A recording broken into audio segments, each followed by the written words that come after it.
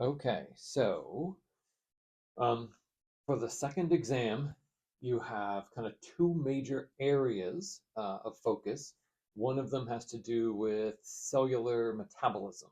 So that has to do with really two parts. There's enzymes and a focus on enzymes. What are they? How do they work? And that. And then the metabolism part, which has to do with some chemical reactions that take place in cells and where they take place. So the structures of the cell made by cell membranes, like mitochondria and chloroplasts. That's one half of the material.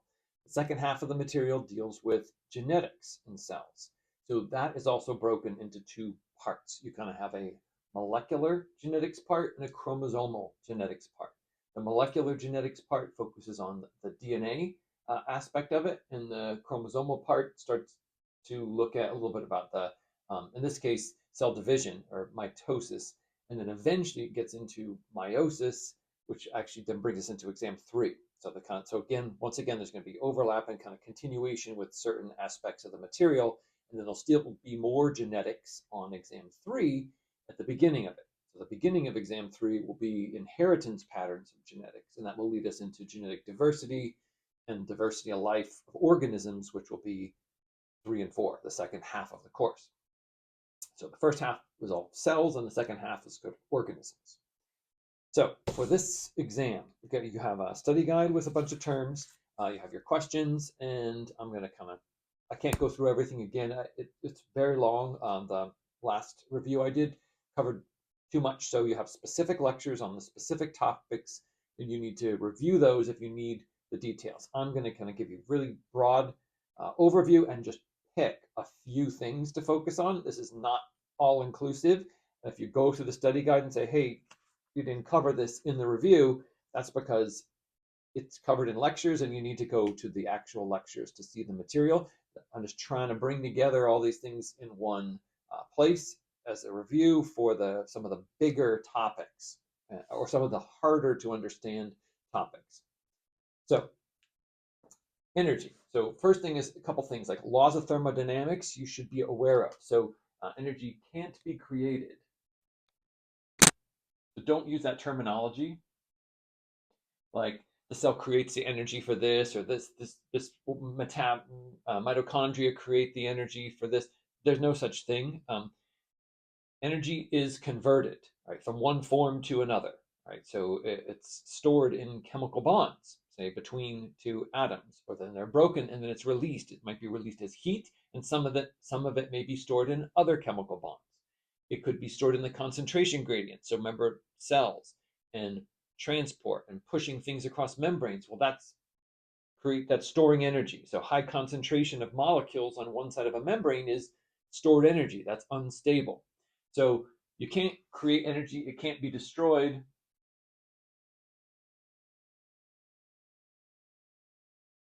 Okay, so energy changes form.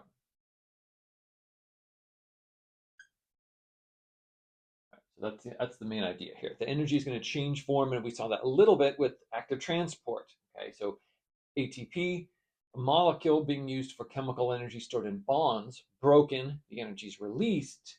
Where does it go? The protein uses it to pump something, like pushing a ball up a hill, and now the ball's at the top of the hill.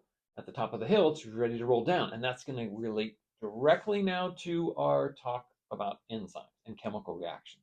Right? So certain chemical reactions, let's say we have molecule AB, and that molecule gets broken into two separate molecules, A and molecule B. So at first it's like this combination thing, and then it's broken into pieces. This is a type of reaction that we would call spontaneous.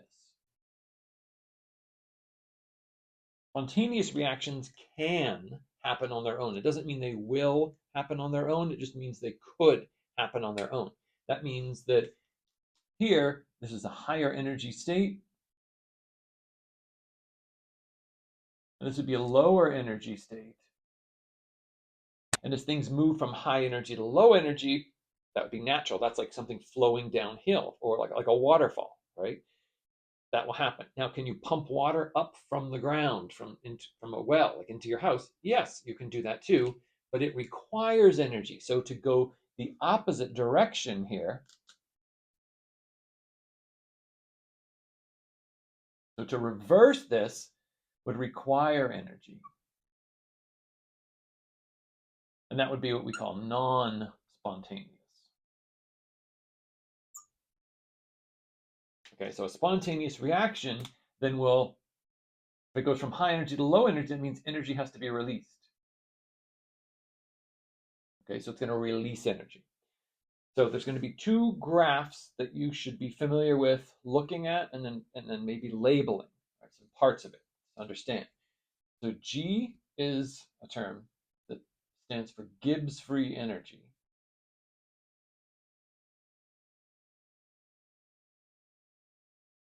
So energy, okay.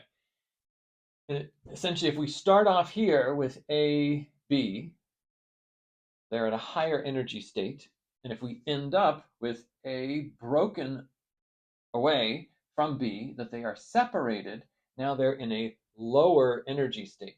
So we're now down here. So the overall energy has dropped or decreased. That means it's spontaneous. Energy will be released as molecules move from one state to another state. If they move from a more organized state that's high energy to a more disorganized state, say broken apart into pieces that's low energy, that's favorable and spontaneous and will release or give off energy. If we try to do the reverse, if we want to take a disorganized environment and try to take individual things and join them together, that can happen if, or only if, energy is available, because it's required that energy get input to do that. So what this graph here is showing is a starting point, so progress. So this is kind of like our start and our end. Okay, so we're moving this way. We're breaking these things apart, and the energy level is dropping. So that's this little triangle is the Greek letter delta, and so a delta G is a change. Delta means change. So in G, or energy, or free energy. And that means the energy goes down, which means it's released. There's less energy here. It can't be destroyed. It has to go somewhere. So it goes to the cell. The cell can use it for something. So again, these kinds of reactions can happen in cells all on their own without any help. They often don't happen that fast because you can still see here there's something else going on, right? What is this? Why don't I just have a nice little slope? Why is there this hump? Okay, this is referred to as EA, or energy of activation, or activation energy. Supposed to be an E. Okay, activation energy. So this is kind of like striking a match. A match has a certain potential energy. It will give off heat. It will give off light when it burns. But as long as you stare at that match, it's never going to ignite. It needs something. It needs you to strike it. So it needs you to add a little bit of energy. How hard you have to strike it, how many times you have to strike the match before the match will ignite, does not diminish how much light or heat can be generated from the burning match. EA is like striking the match, getting a reaction going. Once the reaction starts, it's going to give off the exact same amount of energy. Right?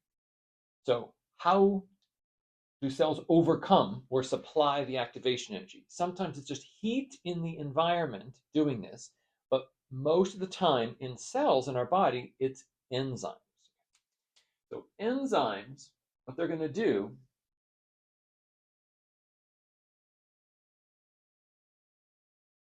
is lower this activation energy. That's mostly what they're doing. Why are they going to lower the activation energy? Well, because that's going to speed up the chemical reaction. So RXN, this abbreviation here, stands for reaction. So instead of saving space here, I'm going to abbreviate. So enzymes will lower the activation energy, and they do that so they can speed up reactions. The reactions can happen faster. So they're going to take this hump here and essentially make it go down like that. So bringing it down, that's with an enzyme. The amount of energy needed is very, very little. Just a little bit of heat from the environment is enough, and it just, boom, the reaction happens because the enzyme's helping it occur in that way. How? How do they do it? So how do enzymes lower activation energy? How do enzymes speed up chemical reactions? To answer that, you have to understand what is an enzyme. So enzymes are proteins. And proteins have three-dimensional shape. You should remember some of that from the last exam. So in this case, let's say this is an enzyme. It's going to have little pockets, for example. So it's a three-dimensional shape, and it's going to have little holes in it. And in those holes, certain things can fit based on their size, their shape, and their charge. Enzymes can be very specific for what they attach to. Enzymes do not attach to things in a very static way. So these two things can join together, for example, right? And it's static. It's that one part fits into the other part. So it's kind of like that. If I had a hole that was bigger, this would go in, but it would just fall. They wouldn't really join. If it was smaller, they wouldn't fit at all. So it wouldn't join. So the size specificity is somewhat like this, right? Charge is kind of like that. These things are charged in the sense that that's what's causing the attraction. But if we have magnets, positive and positive would repel. They'd push each other. Positive and negative would attract. They would pull each other together. So we have some of that. Like some of what attaches to the enzyme is based on polarity and charge. So nonpolar with nonpolar areas, charged with charged areas, and the opposites attracting each other. So that can happen too. The shape of it is unique because enzymes are going to change shape. And that's going to be a key aspect of how they function, something called induced fit. Right, and that is on the study guide here, because the first part of it, induced fit. So what is induced fit? What that means is that when, say, molecule AB attaches to the enzyme, it would fit into these sites here. And what would happen is that the enzyme will actually flex and change shape. So the enzyme will move and change shape, and that will cause a stress on the bonds here of molecule AB. They'll be sort of bent. So it's here.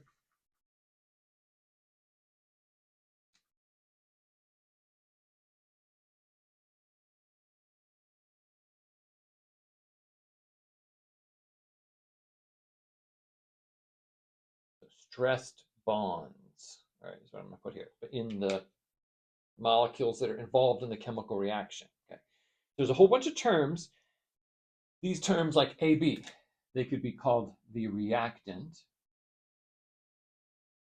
And these could be the products.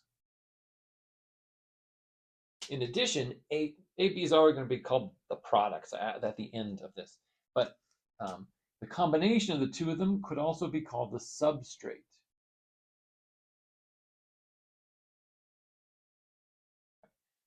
And that means the substrate is the name of reactant molecules who bind to an enzyme. So if they're binding to an enzyme, we just call the reactants substrates. So they're the same thing. It's just two terms for the same thing. Reactant may be with or without an enzyme. Maybe no enzyme is present. If an enzyme is involved, then we call the reactants the substrate of the enzyme. So the enzymes bind to the substrate molecules here. They stress the bonds, right? And that's called induced fit, because the thing is, they don't fit together statically like this. This is like the lock and key model. A lock and key model means, the exact size and shape and fit, but it's static in the sense that neither one really changes. In the end, you pull the key out of the lock, it's not a different key, it's the same key. Here, in this case, the lock has to change shape in order to bind to the key. The key actually has to change its shape in order to bind to the lock. Right? So that's what we call induced fit. Both of them have to change shape in order to fit together. And that changing shape causes stress. That stress is what lowers the activation energy and allows the reactions to go faster. So that is, in a nutshell, as quick as I can, explain how enzymes basically do their job, lowering activation energy to speed up chemical reactions through the process of induced fit. Again, the full lecture will have a lot more detail and go a little bit slower, but as a review, that should give you a lot of the core content to kind of get yourself started at least with it. All right. So what we want to do now is talk about this other one here about how enzymes work. So we're still going to be focused on enzymes for a bit. And I'll probably split the review again into two halves, an enzyme and metabolism part, and then a second part on the DNA and genetics part. Okay. So rate of reactions. What we usually see is this S here. Now I used that term before with little brackets around it. Remember, that means concentration. Like if it were pH, it would be hydrogen ion concentration. There'd be brackets around it. So S with brackets means substrate concentration. So as the substrate concentration increases, what we typically see is the rate of reaction increase, like this. Why would that be? Well, if we have a compartment, which could be a tube in a lab, or it could be a cell. And inside that compartment are a certain number of enzymes. And in this particular example, the enzyme number is fixed. So there's a certain number of them. There's 5, or there's 500, or there's 30. There's a certain number of enzymes. We don't have fewer or more, they stay the same. To it, we add the substrate molecules, okay? The things that actually bind to the enzyme. Now, the enzyme and the substrate have to come in contact with one another. If they are attracted through charge, positive, negative, they might pull together even from a distance. If it's a great attraction, it's a great pull. If it's a weak attraction, they don't really come together unless they are very close or they almost hit each other just right. So the odds of them even interacting so that the reaction will take place is low. However, if you add in more substrate molecules, it's more likely, just because there are more of them, that the enzyme and the substrates will bump into each other. Just like if you had a bunch of people in an area and you're walking around blindfolded and it was a big area, you might not bump into anyone. But if you added more and more and more and more people, the more likely they're going to start bumping into each other. So the more substrates are added, the more likely they'll bump into enzymes, and that'll interact, and then there'll be a reaction. However, what we see is that it doesn't go on to infinity. It does not go to infinity. At some point, it levels off like this. So you can keep adding substrates and it doesn't go any faster. Why? Well, that's because, the enzyme who has this little binding sites where these substrate molecules can bind, then change shape, and then release the two separate molecules. And it only works so fast. It can only do its job at a certain speed. It just does it, it does it, it does it. If you keep adding more enzymes, it's not, if you keep adding more substrates, it's still only going to work as fast as it can. And once it gets to the point of saturation, it means it's the point where the substrate concentration is so much that no matter how much more we add, we can't make the enzyme work faster. It can't do that. It only works as fast as it works. That's it. So at that point, the rate will become stable right there. And we refer to that as a Vmax, and the V is for velocity, or a maximum velocity. Okay, the fastest speed the reaction can go. What is the concentration of substrate to get a reaction to go to a certain speed, right? So on your review sheet, there's also the term, so that's saturation. There's a term, and this is Vmax. That's also on your study guide. There's a term called Km. You don't need to know a lot about this right now. There's mathematical calculations. It's a Michaelis-Menten constant. It tells us something about how well the enzyme and substrate are actually attracted to each other. Like, are they really attracted to each other? Do they pull from a great distance, or they could almost practically bump into each other and still not even react with each other? that they're really not attracted at all to each other. So that's what this value called Km tells us. Because not all enzymes are the same. They're all different in that sense.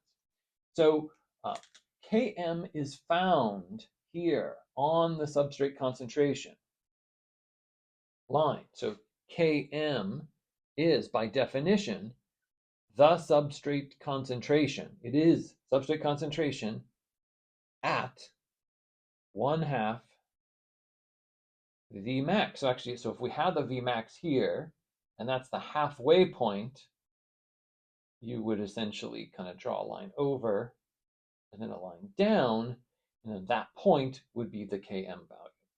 Now, why does that matter? Well, having a low Km or a high Km, again, tells us something about how well the enzyme actually works. So if this curve, use the color here, it looks different.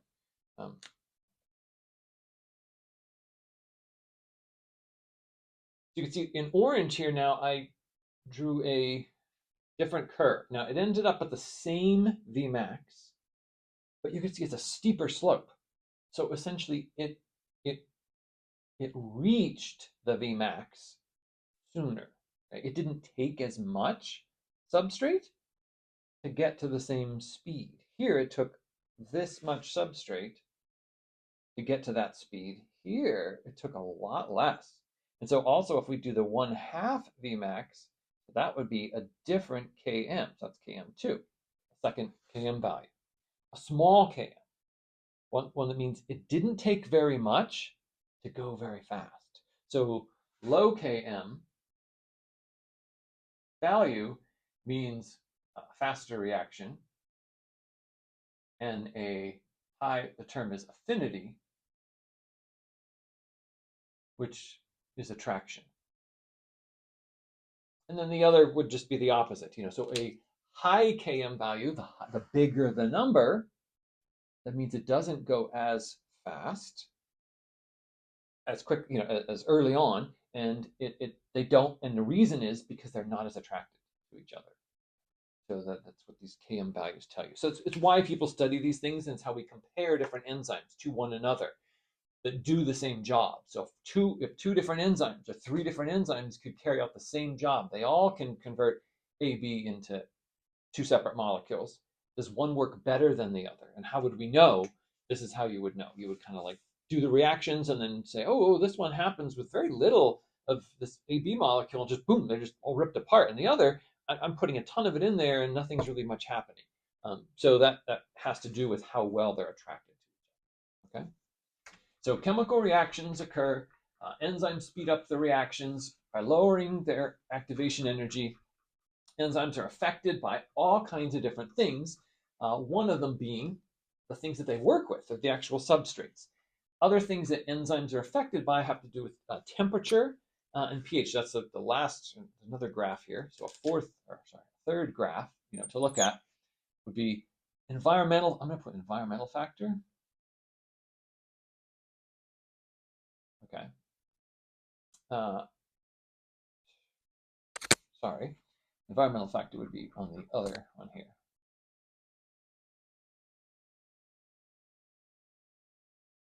No, I think I was sorry. I'm messing up what I want to do here. Yeah, this is the factor on the bottom.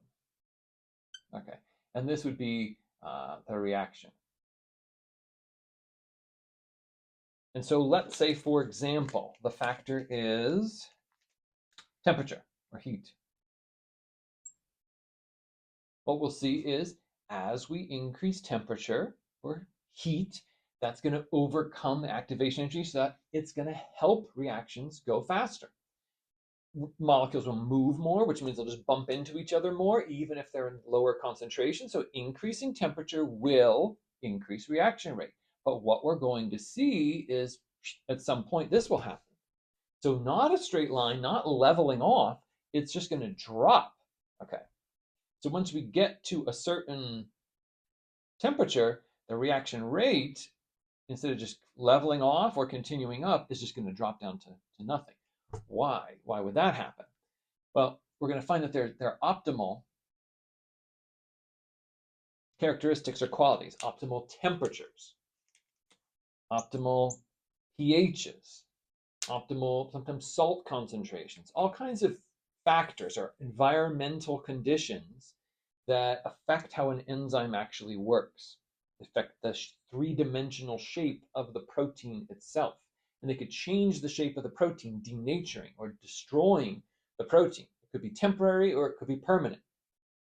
And temperature is one of those things. The higher heat might help things work faster to a point where then there's so much heat, certain bonds start to break. The enzyme essentially falls apart. So it can't work, can't do its job anymore, and the reaction doesn't take place anymore. So what we can see is that enzymes are also affected by other sorts of environmental things. And again, other lectures will go over more details on this, but just keep in mind these are some of the things that you need to just be aware of, as far as how that they work.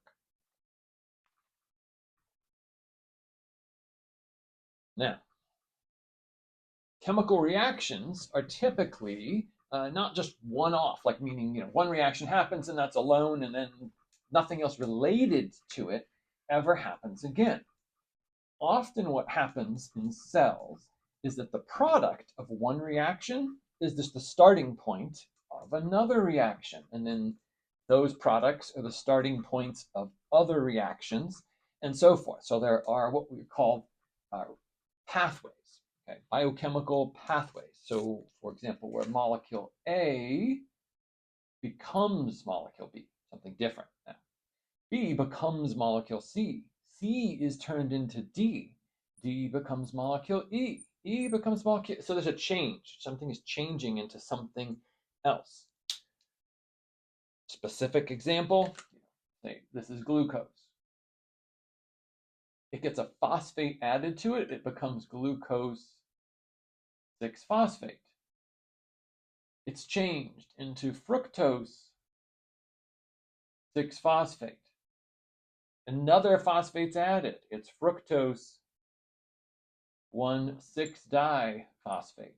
Okay, you don't have to memorize that, but it's an example. I'm saying this is a 6-carbon sugar, 6-carbon sugar, 6-carbon sugar, 6-carbon sugar. It's a sugar that's being modified, having 1 phosphate added to it, having 2 phosphates added to it, having some of the OH groups rearranged on it into different. So chemical reactions typically create one product. The product is another reaction. At each point here, there's an enzyme. Enzyme 1 carries out this reaction. That's hexokinase in glycolysis. Enzyme 2 carries out this reaction. Enzyme 3 carries out that reaction. Enzyme 4 carries out. So there's a whole series of enzymes carrying out chemical reactions, one after another, after another, after another, in a pathway. Now, the most studied pathway in cellular metabolism is called glycolysis. Why? Okay, so glyco, I've heard some people say glycolysis, not completely wrong, but just that's not what people say who actually know what they're talking about with this process. We call it glycolysis, but yet at the same time, lysis is a term that means to break. Glyco is a term that means sugar. Okay? So the name means to break a sugar, and that's what's going to happen in the process. We're going to break a 6-carbon sugar. In the end, at the end of this pathway, we're going to have 2 3-carbon molecules. So it's going to be split in half. That's what glycolysis does. And a whole bunch of other things happen along the way. But that's not the reason why it's so important or why we study it. It's something that pretty much happens in all cells. Prokaryotic cells, eukaryotic cells. So bacteria, plants, animals, fungi, protists, archaea, all run glycolysis. Okay? So all different living things. It happens with or without oxygen.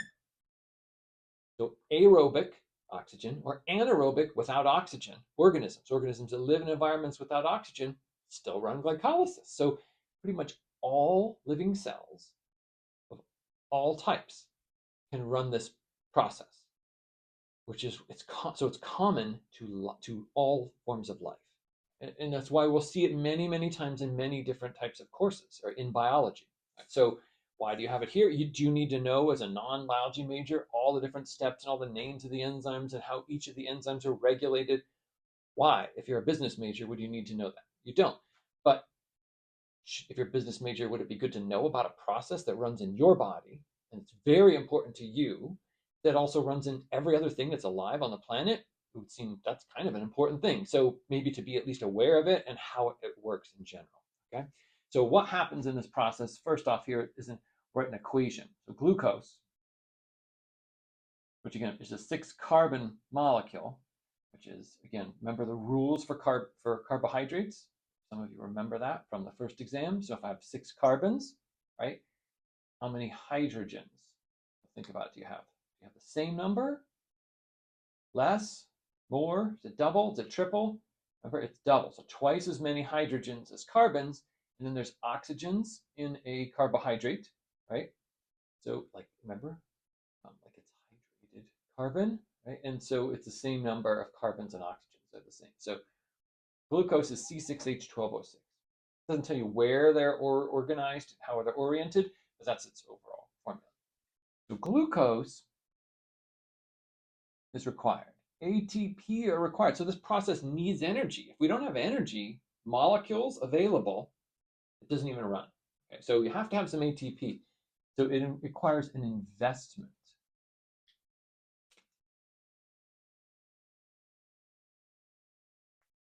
Then the reaction occurs, and a whole bunch of things happen. We'll go over a little bit of that, but I'm going to save that for the lecture, the specific lecture that you should go into.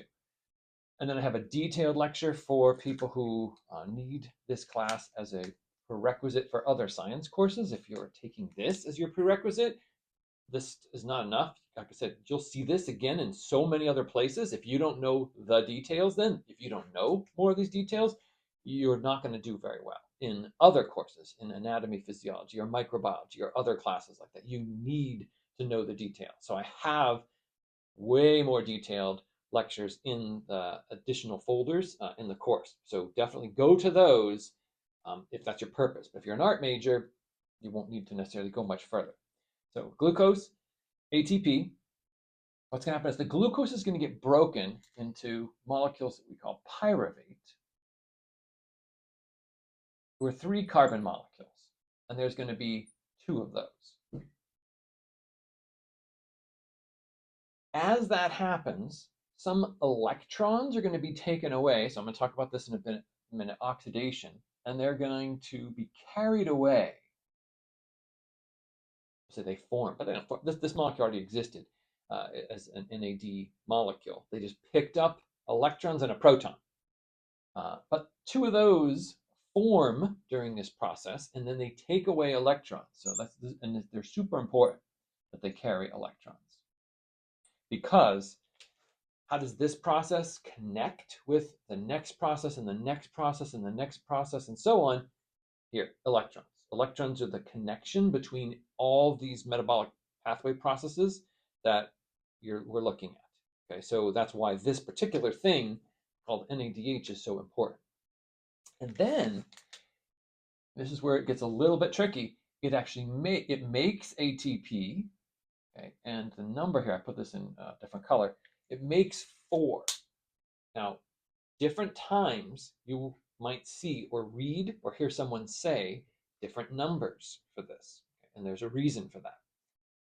The process actually makes 4 ATP, but it required 2 ATP. So if you purchased a lottery ticket and it cost you $2, and then you scratch something away and you said, hey, I won $4. Someone will give you $4, but you had to give them 2 just to get the ticket. So you've only gained 2, even though you won the 4. So this is what happens here. The process makes 4 ATP, but the cell does not gain 4 new ATP because it required just to run the process. So 2 are gained, or there's 2 new, say ATP, four are made. And so in a more advanced class, this type of thing, you ask students, how many are gained from the process, how many are made during the process. And just paying attention to those terms are very important because they're two different things. Okay, so glycolysis occurs in all cells. Sugar molecules are broken down using ATP molecules, and then some of the phosphates are attached to them, and the phosphates are pulled back off of them, and then they go to ATP. And then there's events called oxidation events, which I'll show you here in a second, just a generic oxidation event, which is where the NADH are made. So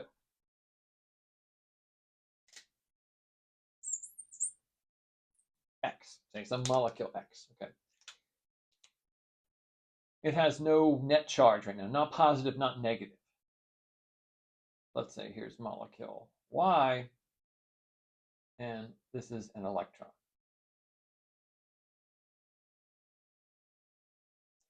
If X loses an electron and it goes to Y, now Y becomes negatively charged. And X will become positively charged because it will have lost an electron.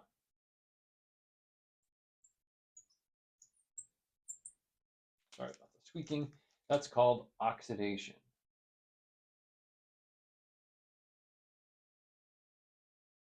So when one molecule loses an electron, which is charged, now it has less negative charges, so it will become positive.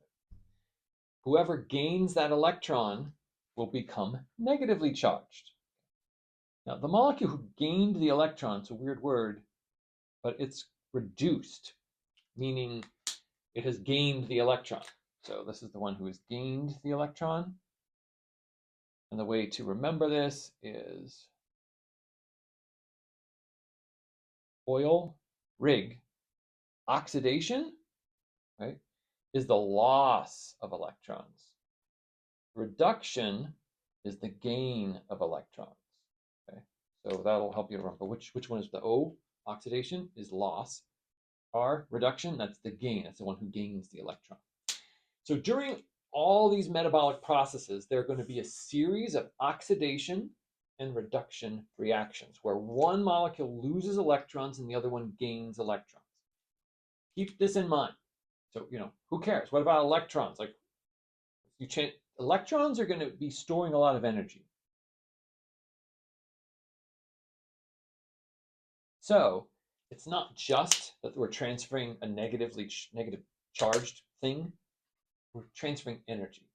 So now this molecule, in addition to have gained the electron, it's gained additional energy. And this one has lost some energy, right? So that energy can then be passed on to other molecules through other oxidation reduction processes, and that will end up being used ultimately to make a lot more ATP for a cell. Okay, so that's kind of part of a big picture. So just to quick overview of glycolysis, quick definition of terms of oxidation reduction, and now we'll get into sort of mitochondria and then what happens, there. Now, there are going to be a couple different processes in addition to glycolysis. There's one called the citric acid cycle, and then there's one called pyruvate oxidation. So a lot of times people forget or skip over pyruvate oxidation, and it is not good if it's skipped because you kind of then miss the connection. So how does glycolysis, this process, connect with this other process called the Krebs cycle and the citric acid cycle? They're the same thing. So the citric acid cycle and the Krebs cycle are the same process, just different names for it. They're connected to glycolysis. But glycolysis ends with pyruvate. The citric acid cycle begins with something called acetyl-CoA. So how do they connect? They connect through something called pyruvate oxidation. So first I'm going to do like a little summary of how these things sort of connect and what's made. So kind of for all the big picture, glycolysis, pyruvate oxidation, citric acid cycle. And then we're going to look at mitochondria. I'll kind of look at quickly, as quick as I possibly can do this. As a review, again, a lecture will give you full details on all the things that are going to be happening here for a lot more than I'm doing in this little review. I'm just trying to, again, hit broad strokes of the big picture and a couple of the key terms. So, glycolysis. We start off with the glucose. And I'm just going to kind of, see what we're making here. We're going to make 2 ATP that we're going to gain. So I'm changing up the number. Okay, 2 ATP gained, 2 NADH gain, 2 pyruvate. That's going to happen in the cytoplasm of a eukaryotic cell. So in the cytoplasm of a eukaryote, we have glycolysis. Now, in a bacterial cell, a prokaryotic cell, it's all cytoplasm. So it's also going to happen. Next, we have the pyruvate oxidation. So now pyruvate oxidation takes pyruvate, and what we do is for each pyruvate, we'll make 1 NADH and a molecule of acetyl-CoA.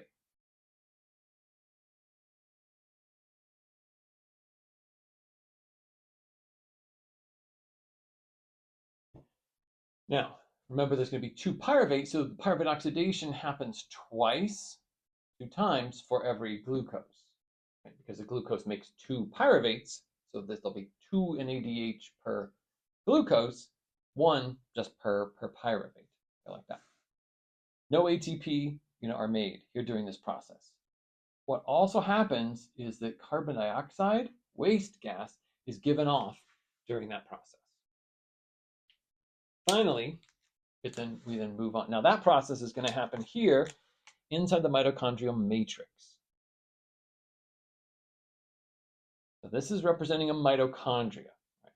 So the mitochondria has 2 membranes. So each membrane, so like this little area here, blow it up here, we're looking at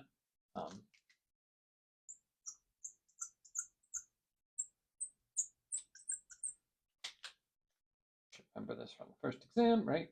A membrane, a phospholipid bilayer. And there are membrane proteins and things embedded in it, so on, blah, blah, blah, blah, like that. That's this. And then this here is the exact same thing. So that's also this. This is also a membrane too. Right? So there's 2 membranes. The mitochondria is a double membrane structure. The inside part of it has its own fluid separate from the cytoplasm, and it's called the matrix, the mitochondria, and that's where we see pyruvate oxidation take place inside the mitochondria matrix. Then the acetyl-CoA goes on to the final part, which is the citric acid cycle. So acetyl-CoA joins with something called oxaloacetate, which I'm not going to have you worry about. But what's going to happen in this process is that it will make 3 NADH molecules. And I'll come back to why I'm marking these down and why they're going to be important to the last bit of this, okay? 3 NADH molecules and 2 of the carbon dioxides, and then they'll regenerate more of the oxaloacetate, and it'll also make a molecule GTP, which is the same as ATP. There's a whole bunch of stuff that happens. So here in the mitochondrial matrix, you'll also have the citric acid cycle. So citric acid cycle occurs in the mitochondria, pyruvate oxidation occurs in the mitochondria, but glycolysis occurs outside in the cytoplasm. What's going on, during these things? Well, as a big picture, what's really happening is the 6-carbon glucose, 6 carbons go to 1, and then this happens twice, 2 carbon dioxides, 3, 4, but then this will happen 2 times per glucose, 5, 6. So 6 carbon dioxide will be made from the glucose. The glucose was C6H12O6. That means all 6 carbons are lost as carbon dioxide. That's waste. That's what you breathe out, right? You're not using it, so not part of the energy process here, really. It's not what we're using. How about the oxygens? We've actually gained oxygens, right? Remember, we had equal number of carbons and oxygens. Now there's double as many in the carbon dioxides. We have to take some oxygen into the process. Does that mean we're using the oxygen to carry on the energy here? No, that means we're not doing that either. Okay, so this is all waste. But what's missing? Remember, CH2O, right? Where are the hydrogens? What happened to them? If all the carbons and oxygens of the sugar are given off as waste, the hydrogens are in these NADHs, okay? And it's not just the hydrogens, it's electrons. Remember, a hydrogen is just one proton and one electron. That's it. So we take an electron from a hydrogen oxidation and give it to this thing called NAD to make NADHs. So this is where the electrons are, and this is actually where all the energy is. So all the energy that we took from the sugar. Why do you eat food? Why do you get carbohydrates? Why do you get energy from carbohydrates? You're taking electrons from the sugars, and your body is then giving those electrons to NADHs. Now, you can't use NADH directly for most cellular processes. To do work in the cell usually requires ATP, not NADH. So we have to make ATP, and that's the thing. And we're going to use the energy of the electrons to do that. That's what happens in the mitochondria. People say mitochondria is the powerhouse of the cell. Okay, I don't know. What's that supposed to mean? You say that, but what does it actually mean? Well, it means that's where ATP is made. So that's a little bit better, right? To say, okay, so no, ATP is made here. ATP made here. So the question is, how? How is ATP made in the mitochondria? So that's the very last thing to go over in this review. This part of the review is take a look at all those NADHs that I'm just erasing, and just this focus inner membrane. So I'm just going to focus on the inner membrane here and show you the passage of electrons through, now this comes back to the first exam, active transport pumps. So that's why I remember I said that content of one exam overlaps, and it's very important sometimes to understand really big concepts in a following exam. And that's going to be the case now for actually pretty much all the exams in this class. There's going to be something that overlaps in a way that's very significant. Instead of spending all the time drawing all the little phospholipids, we'll just say this is not two membranes, that's just a membrane. This is just one, so I'll just draw one just to give you the idea. This is one bilayer, phospholipid bilayer. This is inside the mitochondria, so this is our mitochondrial matrix. Inside the mitochondrial matrix, we had all this NADH made by the pyruvate oxidation, the citric acid cycle. Any NADH made from glycolysis have to come from the cytoplasm into the mitochondria. So we have to have a transport of them to be brought in here. Now what we're going to have are, let me do this. I need to extend that guy. Remember, it's a double membrane structure. So here's the mitochondrial matrix. This is the cytoplasm way out here. And this is called intermembrane space.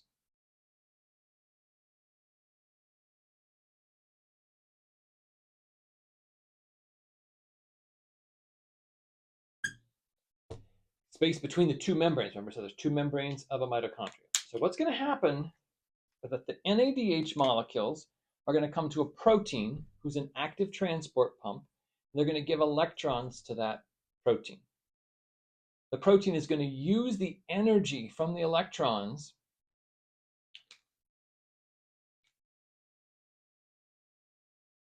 to push hydrogen ions, or protons, into the space between the two membranes. For every 2 electrons, it'll pump 3 protons. And you're like, okay, seems like kind of uneventful. It's like we're just trading one thing off for another. But that trade-off will eventually pay off in the end to make the ATP. So this is what we're building here is called the electron transport chain. So it's a chain of proteins.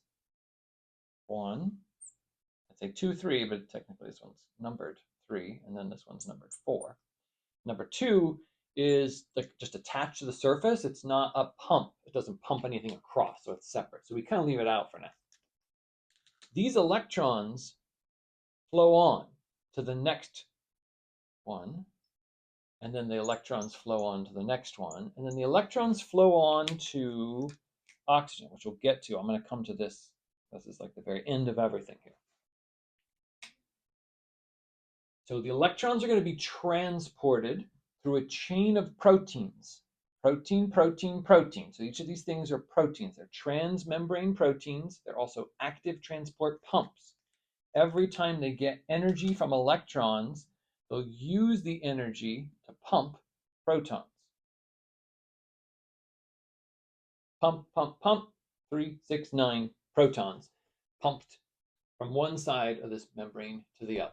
And now they're getting trapped. They're getting stored in this compartment. This compartment, the concentration of hydrogen ions is increasing greatly, high concentration. So we have their stored energy.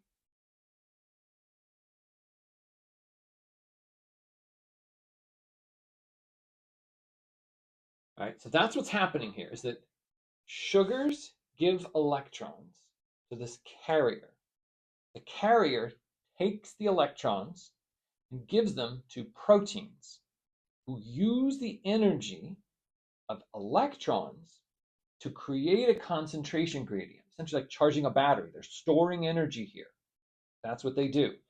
The electron transport chain does not make ATP. It doesn't make any ATP at all. It transports electrons from NADH to oxygen. And as they move to oxygen, they go through the pumps, and the pumps work. This eventually joins with these extra electrons and really just becomes water molecules. It's not really significant that we're making water. It's not, oh, that's where we get our water from. No, just most of your water, that water is used in other ways within a cell.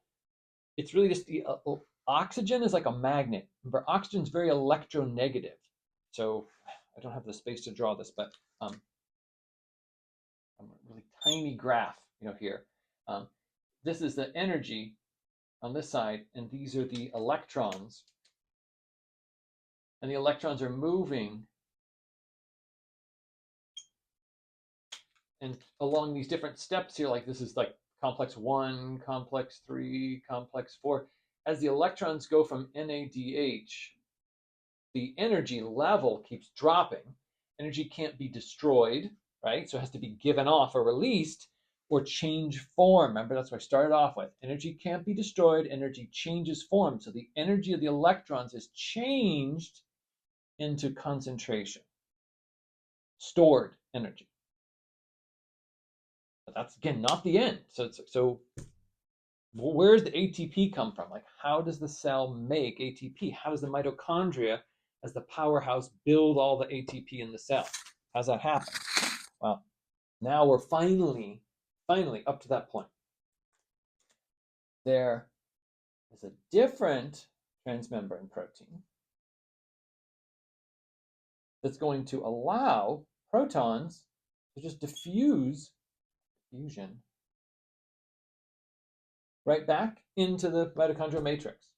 So from high to low concentration. High concentration, to low concentration. That's diffusion, and energy again will be given off or released. It seems like, well, wait a second, that seems dumb, right? You used all this stuff and did all these things to pump something so that it could diffuse back to where it was before.